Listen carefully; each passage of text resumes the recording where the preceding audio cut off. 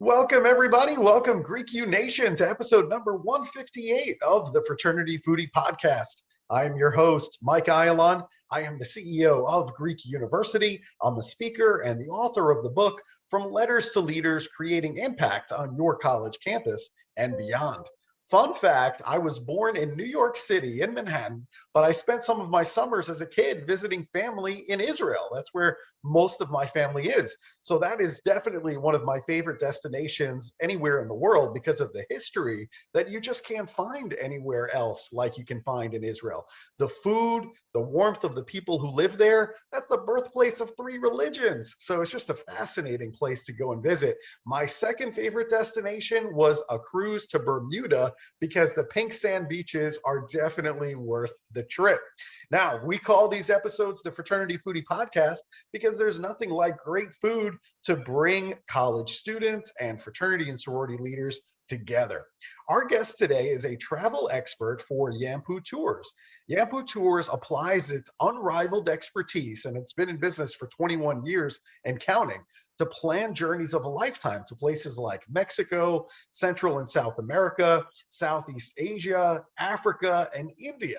Their talented staff and expert guides create and lead guided tours that shepherd travelers to the region's well-known attractions and hidden treasures on exciting customized programs.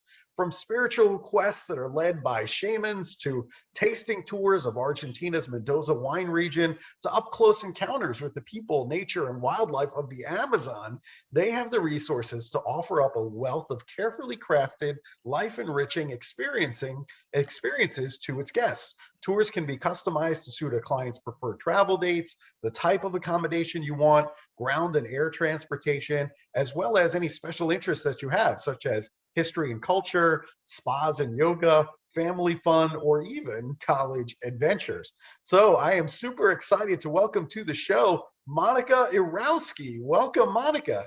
Thank you, Michael, for having me. Oh, it's my pleasure. I can't wait to talk travel with you because, I do love food, but I love travel too. I mean, that's something that I really enjoy.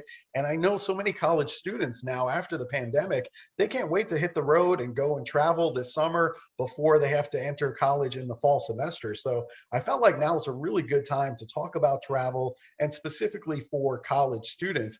Now, I think it's important for us to kind of go back and take a look a little bit at your background. So I think that's a really important thing for us to talk about. So talk to us about the college that you chose and why did you choose that particular university?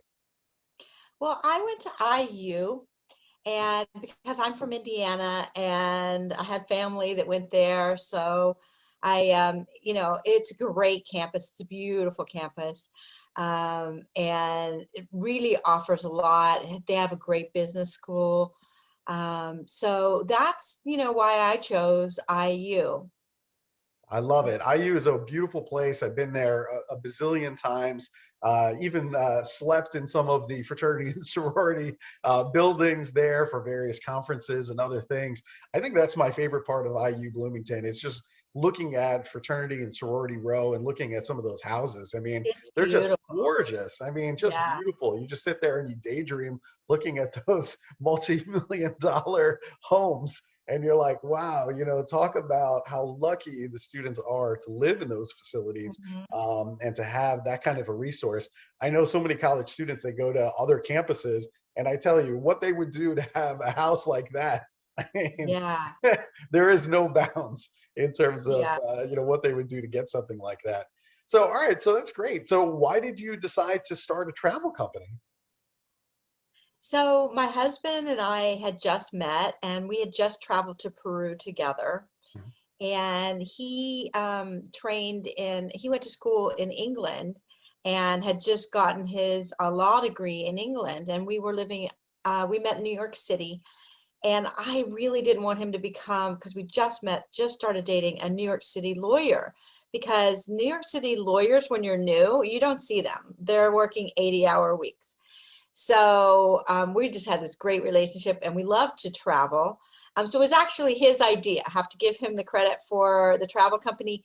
It was his idea, and it was pretty low investment to get started. Basically, you just travel and, suss out the destination, get everything in order. And we started a website. And back then there wasn't a lot of competition for doing travel the way we do it. Mhm. We're called a tour company, but everything we do is customized for the actual person who's traveling. So, it was back then the tour business was like a big buses or big groups, and so we wanted people to experience travel like we did. We were young, we were fun and adventurous, and we wanted to give that to other people, but in a way where everything is, they don't have to worry about anything. We plan everything, all the details are taken care of, and your job is just to come ready for hiking or biking or walking tours or cooking tours. You just come ready and we just get everything together for you. So that was our dream from the beginning. We started in Peru. That was our first country, and every year we've added new countries, and we have about 70 now. Wow.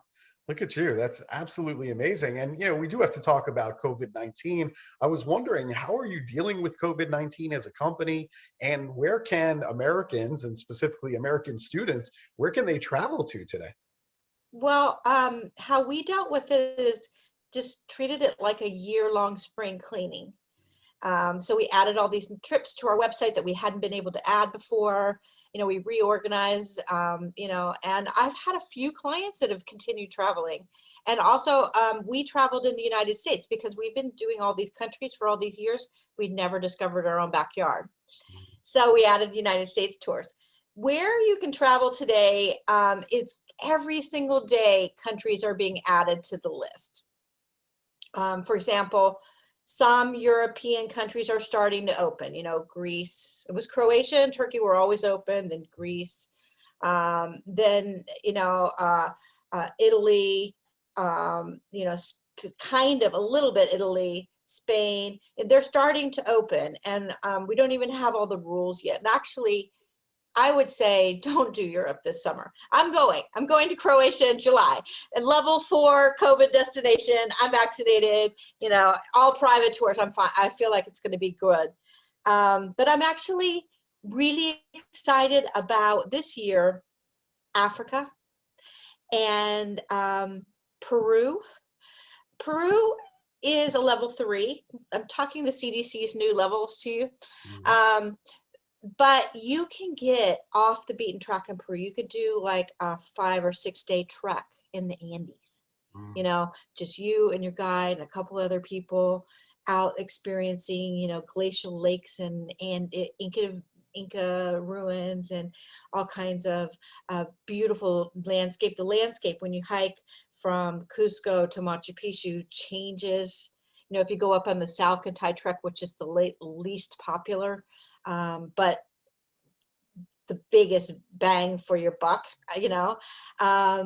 if you go up there, and you will not see very many people, and just spectacular. The landscape changes from the mountains down to more of a jungle-like environment where Machu Picchu is, because Machu Picchu is lower than Cusco, about 3,000 feet lower, and the river that runs under it runs into the Amazon. So you do this incredible trek through all these different biospheres. And so that's, like, I think, an amazing trip for college students right now. Because they're going to be seeing great culture, eating great food, and out into nature. And I think out into nature is the key this year. Yeah.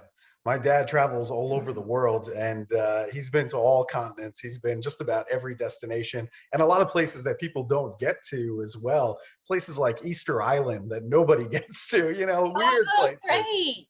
He loves that kind of stuff. And he just, before the pandemic, he was in Machu Picchu. Absolutely loved it. The pictures and everything that he took came out absolutely beautiful. I think his favorite destination is probably Alaska, of all places, just because the wildlife is just off the charts, and he couldn't believe it, between the fishing and just the wildlife. It's just very unique, I guess, in that way. Yeah, Alaska is a great destination too. And I'm glad you went to Easter Island because you can't go to Easter Island. I looked up flights for like 10 months from now. Nothing. Nothing. So nothing. Like you can't even go there right now. So Yeah. not even in the foreseeable future can you go to Easter Island. So that's great that you got there. Yeah, that's his Another specialty, is getting that to I places that nobody can get to. I know. Another place I think is fantastic for this year is Africa. Yes, I agree. I agree. That would be fantastic. A safari or something like that would be absolutely incredible, especially for college students to take a look at that. But I guess from a college student perspective, why do you advise that everybody should use a tour company to travel internationally instead of just doing it on their own? Well, tour companies set up everything for you. They make sure, first of all, the COVID requirements for each and every country you travel to are so complicated. And if you're combining countries, I have a college student who just graduated. Her mom is taking her to Kenya and Uganda. They're going to safari in Kenya. They're going to gorilla trekking in Uganda, and they have to take the COVID test twice while they're there. Once in the last day in the safari in Kenya before they go to Uganda, because that's a rule to get into Uganda, and also because they're going to do a trek. They're going to go and see some chimpanzees. And in order to get near the chimpanzees, you have to have, she had to do $1,200 in vaccinations, because you have to be vaccinated for everything. Everything has to be up to date to get near those chimpanzees.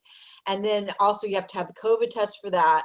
And then when they get to Uganda, they have to have it again, because 3 days later, they're leaving Uganda to go home. And in order to come back to the US, you have it. So we organize all that complicated, horrible stuff that so many people mess up. We make sure that you don't worry about that. That's all done. Mhm. And then, we just know where to go for any budget. We can, we pick you up at the airport. If something happened, like the rules change. I had clients last year going to Vietnam, young guys. They were going to Vietnam. They had this great adventure tour planned, and they were changing planes in Seoul, Korea. And when they get off the plane, there's this huge sign saying you're not allowed into Vietnam unless you quarantine for 2 weeks. And this rule change happened while they were on the flight. Wow. Okay. So, because we're checking all the time, and it happened while they were on the flight. And so they got off and they took a picture by the big sign. And then they called me at 2 a.m, my time, and said, we can't go to Vietnam. Can we go to Thailand? And so I got up at 2 a.m. I reorganized. I did a whole tour of Thailand and Laos. So they went up to the Golden Triangle where Chiang Rai is. And then we had them take a boat into Luang Prabang, Laos. And they said it was the most incredible trip. They really enjoyed it. And I designed it between 2 and 6 a.m. So that when they landed in Thailand, they had a hotel to go to, they had someone to pick them up. And then I presented them with the new plan. And so they have to do Vietnam next year. Wow, that's a great service that you offer, especially at 2 o'clock in the morning. I would say not a lot of people are going to answer the phone at 2 o'clock in the morning. So, I mean, how do these experiences that you offer, how does it give your clients a unique perspective on things like history, people, or the culture of the regions where you're sending them? Great question. So I have a rule with my staff that for example, Peru. People go to Peru to see Machu Picchu, right? Sure. I want the clients to come back, and I don't want them just talking to me about Machu Picchu. I want them to talk to me about the people they met, the food that they ate, the interesting cultural things that their guide shared with them, the stories that their guide shared with them. And so that's a rule. Like every single trip we plan has to have some kind of local interaction, if people have a big budget, we may have them spend a day with a family, learning to cook or learning to farm, if they don't have a big budget, it might be just something as simple as going through the market where, the guide will introduce them to some shopkeepers and open up some different exotic fruits and let them taste them, things like that can be done at a lower budget. But every single client, no matter what their budget, we have to put in something really local because it works. Yeah. Everyone comes back to me and says, I didn't realize how rich that country is. That's very cool. It's so much more than the tourist destination that they went there for, I love that. Now, most of our listeners are college students. So what are the best trips that college students can take this summer if they're on a budget? So you can go trekking in Peru. hmm That would be one. My daughter, and I'm not going to talk about my own company now, I'm going to talk about somebody else's company.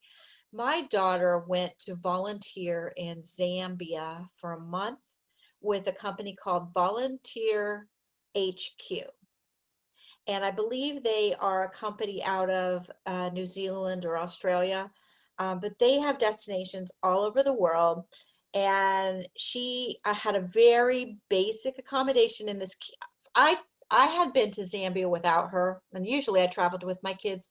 hmm And I said, I just love that little town, like dirt roads, and so she actually signed up for a single room, and so it was a basic single room. She talks to me about spiders and little critters crawling around, but it was a basic room. She rode her bike to work every day. She taught at a little school. And then she would come back to the center, and they had kids that couldn't afford to go to school come, and then they would teach them. And so so she did that. So she kind of worked two jobs while she was there. And the great thing is if you're traveling alone, as she was, and on the weekends when you're not teaching, they have day tours. So and this is something that I offer too with my tour company, but it was good for them because to be with this other company, because they whoever's volunteering, they get together and decide what they want to do. So they did the Devil's Pool. Have you ever heard of this in Victoria Falls? There's an area, you have to Google it. Yeah. There's an area where you go and it looks like you're about to fall over into the falls. You can crawl up right next to it. In fact, when I went to Victoria Falls, I hurt myself right before I went. And I hurt my knee, and they wouldn't let me go because I had to borrow crutches from the guys at the safari lodge. So they wouldn't let me go because they were sure I was going to fall in. So, so anyway, my daughter did that. And so, she did like a cruise on the Zambezi River with her friends, and, I have pictures of them like having little cocktails and, because everywhere else besides the United States, you can have a little cocktail at 18. So, cocktails on the Zambezi River at sunset. They did, I did actually for her a little safari from there. But you can, find your friends there and then go with people you meet there onto these little day trips. And what they do is not as refined as what I'm doing, like the accommodations are really rough, and their customer service is a little more they're probably not going to get up at 2 a.m. and redesign an itinerary for you. But if you're a college kid, they're very well priced, and you're doing something for other people, and you're never going to forget it. I think that was life-changing for her. I agree. I think we have to look closer at stuff like that. And maybe you can talk to us a little bit more about that. I mean, if one of our college student listeners, they're all about giving back to their communities, and they're all about doing community service, because many of them are in fraternities and sororities, and that's what they like to do. Is there a way for them to give back when they travel with you? Absolutely. Every single client of ours gives back. For example, in Uganda, we had a client who threw a party for the whole village. Like, he just loved the people there, and he told the manager, I want to throw a party for the whole village. So they had like this big barbecue. That's pretty much on the extreme end, but In Peru, I have a Pack for a Purpose. And so anyone that comes to Peru, we give them a packing list. And if they want to bring stuff, we give it to a school. And so we can do that. We can set up, for you to go teaching in a school. We can set up, I had clients who, and you bring your gift. My son went and played soccer with the boys at school. Nice. My clients who are optometrists, I don't know how they did this. There's some kind of technology where on the spot you can adjust glasses to fit someone. And they gave like 35 glasses away at one of these little communities in Peru. And then Pack for Purpose is a great website to know about because they have you can go whatever country that you choose to go to, you can click on their link and you can support, for example, you can go stay at a hotel that supports a community. And that's what I do too, is I love selling small hotels that are from the country instead of big brands. Sometimes I do brands, but if I can get the same or better experience with the small little hotel. And then a lot of these, I use a lot of eco lodges, which are supporting whole communities.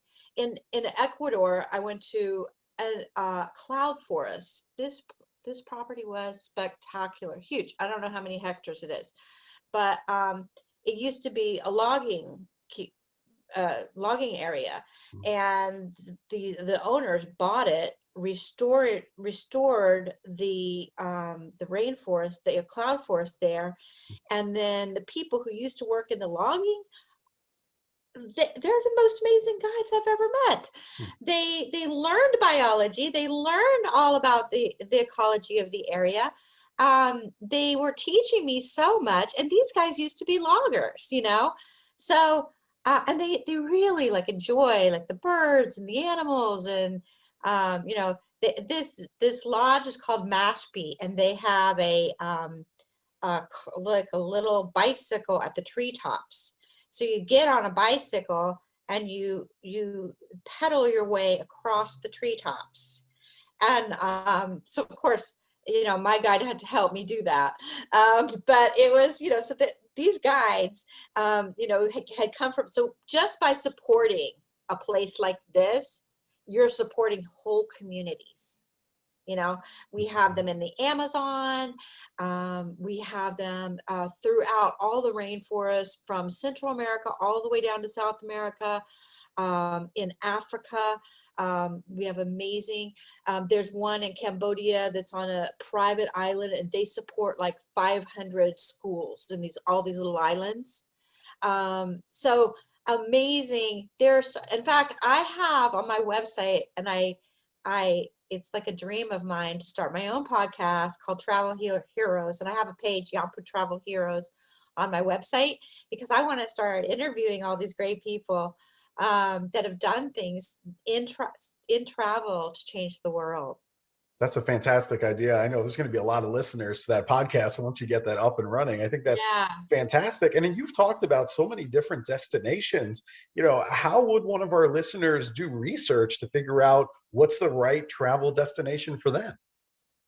Well, I think finding an expert, for example, if you want to go to Africa, there's a lot of conversation about where in Africa you should go based on what's in your imagination, because how I imagine it might not be the same as how you imagine it. So you want to find somebody who's going to take the time to, ask you some questions and find out what you like, what your budget is, if there's any kind of animal or I'm talking about Africa now, but if it's somewhere else, are there things on your bucket list that we need to make sure that you see? So finding an expert, I think, is the number one way. And then how do you know if you have the right expert? Ask lots of questions and see if they answer you quickly and completely. When people don't answer you completely, in my mind, that's how your tour is going to be. is not going to be complete. There's going to be little gaps and missing things, you know. If they answer you completely, that means they respect you. It's more about you than them, you know, and they're patient, and you want somebody that's patient, you know, with you. Like, I hate when I write and ask a question and they tell me, as I told you before. But that's a rule in my company. You're not allowed to say that. You know, if the client wants to ask you 10 times, then you know what? They're paying you to do it. Just answer them 10 times, politely, kindly, you know. So find somebody kind, that will answer all of your questions, and make sure that they're more about you than you want somebody to design something about you. You don't want them to put you in their cookie cutter tour. That's great advice. I really like that. Now, one of the things that I've been thinking about, I mean, I've been dreaming about an African safari forever. I mean, it's ever since I was a kid, haven't been able to get there yet. Other than, you know, the vaccinations, which I know, you know, going to Africa and being part of a safari, that's going to be a part of that discussion. But what else should I consider when I plan a safari? So one question I normally ask is, do you want to do just safari, or do you want to combine like wine tasting and cities, and or are you up for like a 10-day safari? Yeah, 10-day safari. That sounds good. Okay. So if you don't need to see all, if you don't need to do all those other things, then I like Kenya. That's one of my favorites. Kenya, Uh-huh. because Kenya has so many different parks, and each one has a different, you know, something different to offer, and then you can, and each area that you go to can do different things. Like, you don't have to be in the Jeep all the time. Like, some of them offer horseback riding safaris, hmm or a camel safari, or a walking safari. So, because some people think, oh, well, I might be bored sitting all day, but no. I mean, it's you get up early in the morning, you go out on game drive, then you come back for breakfast, then you know, you may go out on another drive, or maybe you go to the pool and go later in the day. Like, it's really customizable how you feel each day. So Kenya's one of my favorites. Uganda and Rwanda, you can hike with gorillas, which I just think Wow. is fabulous. I just think it's like one of the top experiences in life, travel experiences, you know. Yeah, sure. And you're talking about give back. Um, they, because you're there, your tourist dollars are employing people so they don't have to go in and do poaching. Like during COVID, like one of the gorillas died because somebody poached it, you know. So your tourist dollars just being there in this incredible, so you have to hike in Uganda. It's more like the guide is cutting down forests and making a trail so you can get through, you know. hmm It's hmm really rough, and really, you could be out there 5 hours, you could be out there 8 hours until you find them, you know. So and it's really exciting, and then you get to sit there for an hour and just watch a family of gorillas, you know. So I think that Uganda and Rwanda with the chimps and the gorillas is really exciting to add to, like, you know, if you could do 14 days instead of just 10 days, you know, then you can go over and do 2 countries. That would be amazing. Um, and then for people who like to more variety, then I normally will say South Africa and Zambia or Zimbabwe. Like the Zambia and Zimbabwe, up there by Namibia, Botswana, the like a little area where all those countries come together, and there's the Victoria Falls is there. So that with South Africa is a really great trip. Um, I would put that off a couple of years, just because I've seen, looking all around the world, I've seen a few countries that say, if you've been to South Africa, you can't come in. So for me, I would do South Africa probably another year from now. hmm But I'm losing my words. Kenya and Uganda and Rwanda today. Go. Love it. Go That now. sounds fantastic. We're going to have to talk offline about planning that safari trip because that sounds absolutely incredible. So thank you so much for describing all of that for our audience. That sounds amazing, life-changing. Now, we do love good food here at Fraternity Foodie. So I'm curious, what foodie experiences did you love the most in your travels? That's the hardest question you're going to ask me because every single trip I love, I love international cuisine. Sure. And in every country I go to, I like to take a cooking class. And because a lot of times it'll be at somebody's home. Mhm. One time I was at the home of a chef in Peru who teaches cooking. And I was in his home and really great. And his wife is there and they have their own dining room table set up. And we were in his kitchen. And every single time I take one of these classes, because I never took cooking in school, so everything I've learned either from my grandmother or on my own, So they always teach me something that I use for the rest of my life. So from him, it was when you're making a pisco sour, okay, just this little trick. You're making a pisco sour, which if you haven't had one, oh my God, I think I have one on my website somewhere, the recipe. But anyway, when you're making a pisco sour, have you ever had one, how it's foamy at the top? Sure. Okay, so the pisco sour, the first thing you do is put the ice and the egg white. Okay. And then you turn on the blender before you put any other ingredients, and that's how you get that amazing foam on the top. That's the big secret.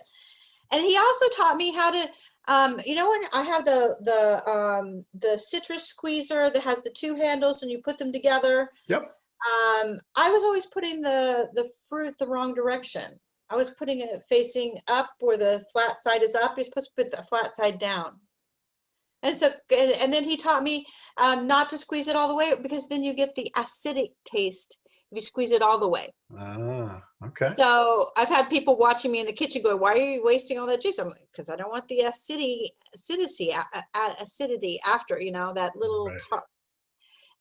So from him I learned that. When I was in Mexico, I learned how to cut an avocado.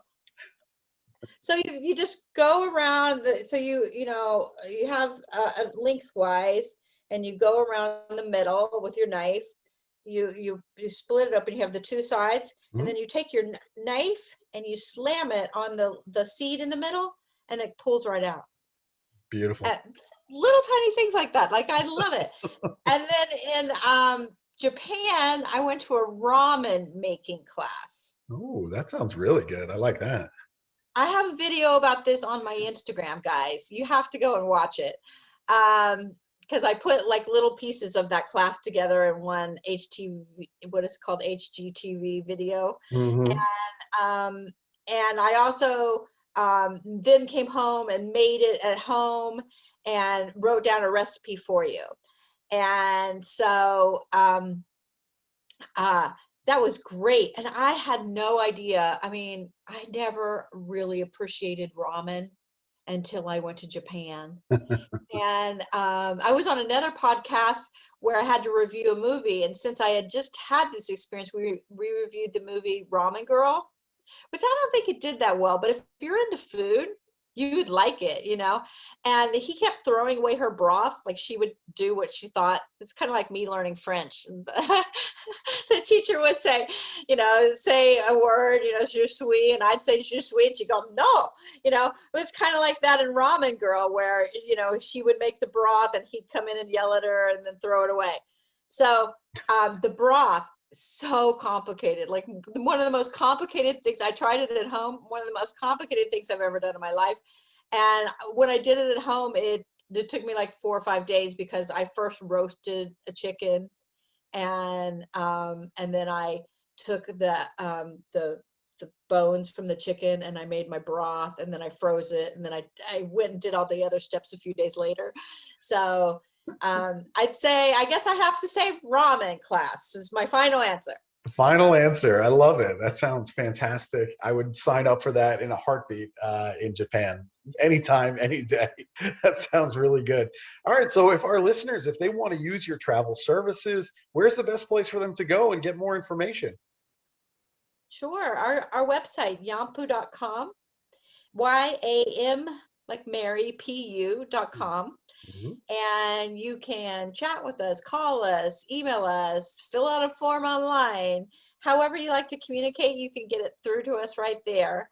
And I'm Monica Irauzqui Experiences on Instagram. Yampu has Instagram too, but I have my own Instagram with just all these fun experiences that I've been through. And my ramen class video is there. That sounds excellent. Thank you so much. This has been so informative. It's been a pleasure getting to know you and finding out your best spots around the world. For our listeners, make sure you go and check out her website. It's yampu.com, YAMPU. And we hope that you've enjoyed it. Thank you so much, Monica. This has been great. You're welcome. Thank you, Michael. All right. To our listeners, if you enjoyed it, please like it and share it with other travel people, other people who love great food internationally. And we hope to see you on another episode of Fraternity Foodie. Thanks so much. We'll see you next time.